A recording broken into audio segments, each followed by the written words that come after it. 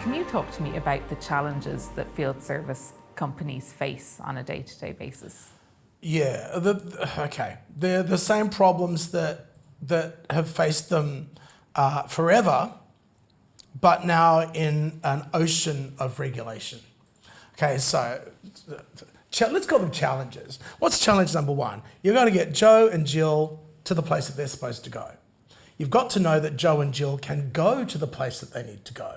Right? Are they busy? Where are they supposed to be doing something else? When Joe and Jill get to that place, what are they going to do?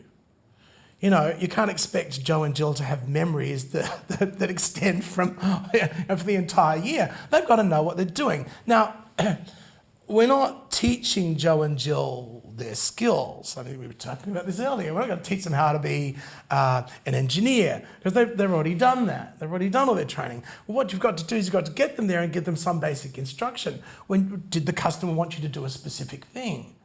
Were you going to install something? That'd be different from if you're going to do some maintenance on it. Installing this 1-ton machine might take 3 people, 4, and a forklift, but maybe one person just to check the gauges when you're doing a little bit of detail on the maintenance. So the challenges for a field service company are about coordinating the human people that work for them into a place where they've got clear instruction on what it is they're supposed to do. On top of that, there are your regulations and checklists, and I know that you're going to cover that with me later on. So there's that.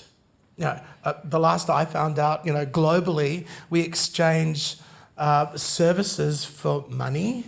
So you've got to get paid, right? That's how the world works. So that's the challenge. How do you get paid on time? And then on top of that, you've got to worry about what it's costing you. How long were Joe and Jill doing that thing and not that job over there? That's a huge challenge.